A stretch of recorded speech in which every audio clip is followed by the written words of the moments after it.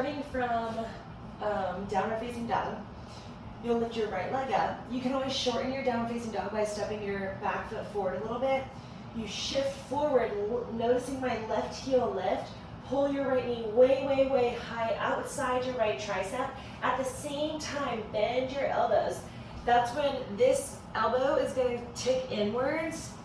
From there, shifting forward, notice the bone stacking. Wrist in line with the shoulders, shoulders in line with the elbows. You keep leaning forward, hook. Left tricep, outside right thigh, lift left leg. And so again, from this angle,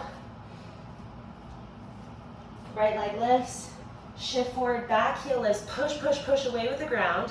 Take this hand here, and then this elbow, it's crucial that it pulls back. You can even turn your hand. Drop your left hip, keep leaning forward, and then lift up.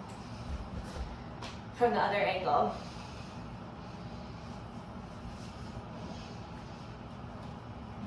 Right leg high. Shift forward, pull elbow to thigh, lift, and lift up. The more you push, the more you can lift.